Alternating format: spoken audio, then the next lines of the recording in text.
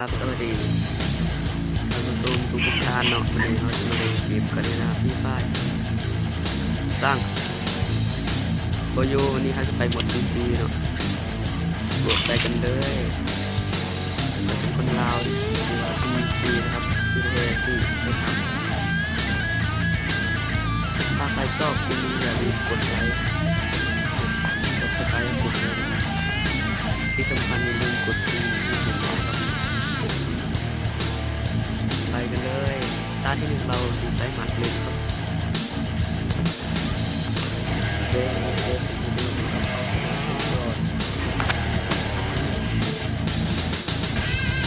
นี่ผมทำคลิปครั้งแรกเลย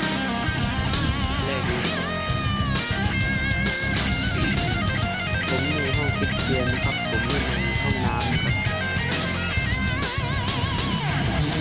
ผมอยู่ห้องปิดเตียนผมเลยไม่ได้ในห้องน้ำก็มันขึ้นหัวเล่นในบรรยากาศลูกกาเนาะไปเลยใส่หมัด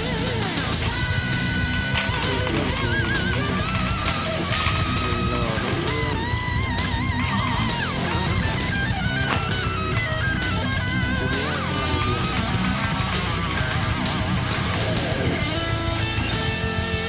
ลุย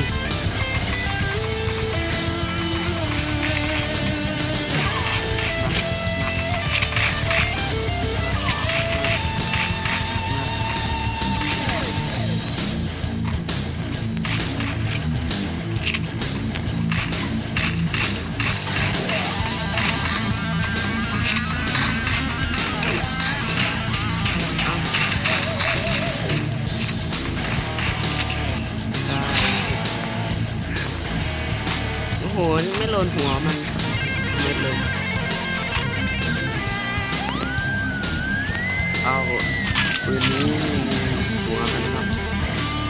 ไปลงมือผมมีหัวแค่นี้ผมไม่ในอันเขาชี้มีหัวไม่งั้นดู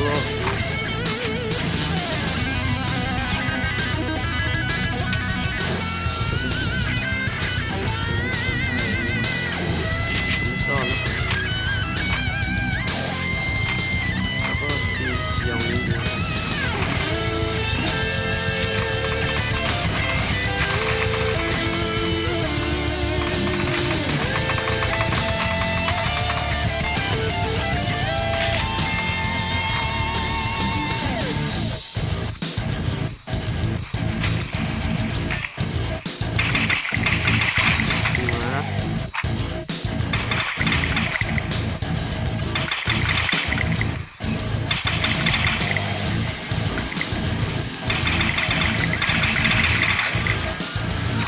โอ้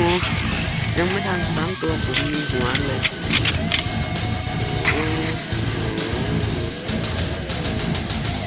ยิงหัวเอาฆ่านี่ไม่ยิงดีกว่า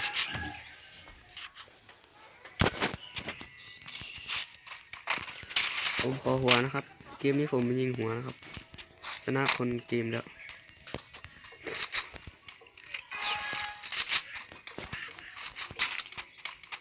เข็มรอมันออกมา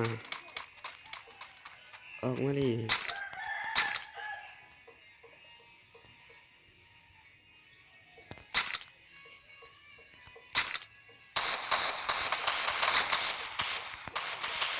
ผมไม่กล้ามาซัดกับพวกมันนะครับ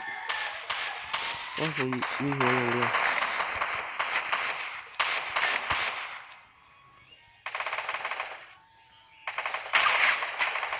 อ้าว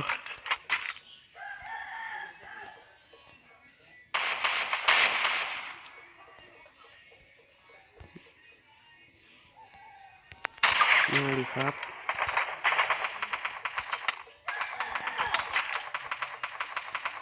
ใครยิงวะใครกล้ายิงกู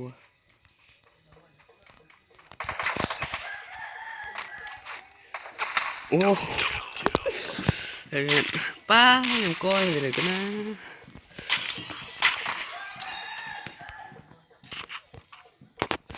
ชนะให้พวกมันชนะไปก่อนนะครับ ให้มันชนะก่อนอ่อยให้พวกมันดีใจก่อนอ่อยให้พวกมันดีใจก่อนเดี๋ยวที่หลังผมเอาจริงแน่นอนไปตอนนี้ให้พวกมันเอาไปก่อนนะครับ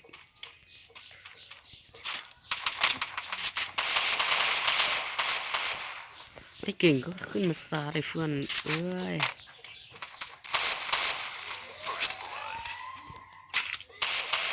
โอ้โหซ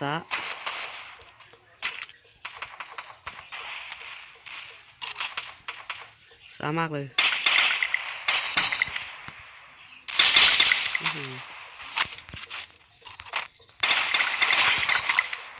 แตกหนึ่งดี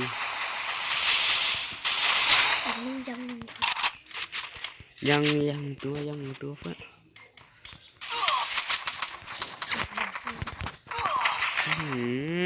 ยังไม่ทันตั้งไอ้บอลเลย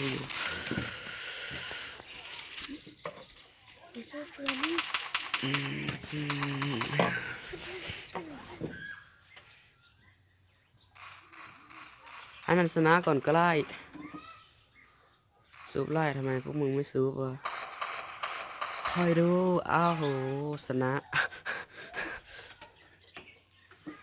ผมแค่2 คิวเกินไปเพื่อน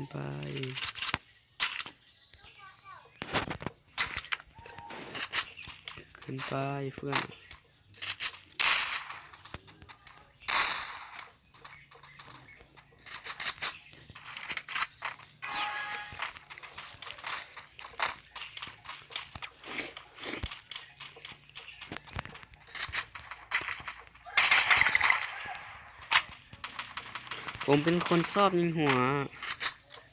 ไม่ใช่คนยิงละมอ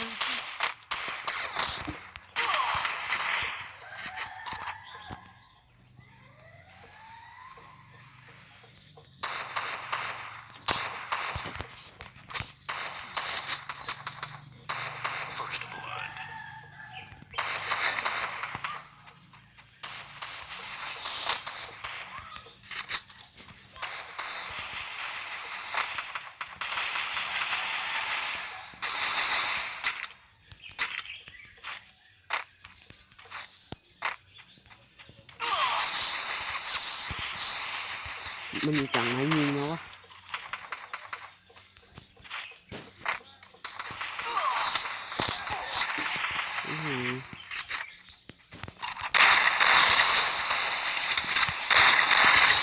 แตกก็ดีสวยไม่สวย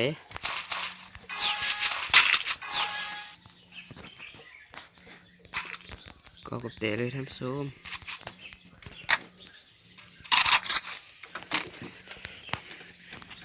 โทรศัพท์มันค้างมากอันนี้เราสเปรย์เขาต้องได้ค่าได้3 คิวขึ้นมาเลย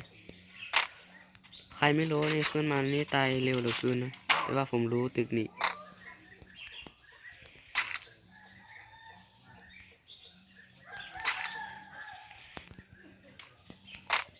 ลง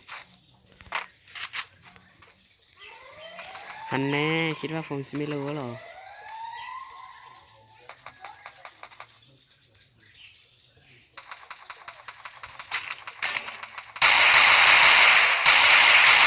น้องหนึ่งไอ้บอลไปก่อน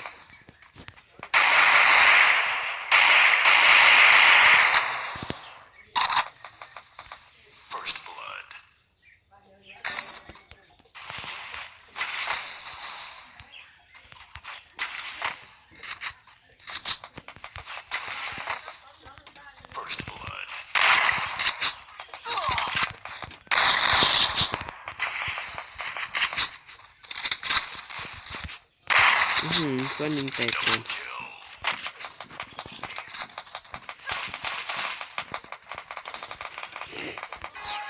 ชนะอีกโอ้โหอะไรทำไม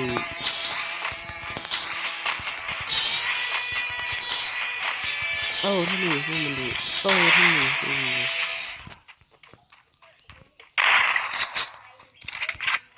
ที่หนึ่งพวกมันดู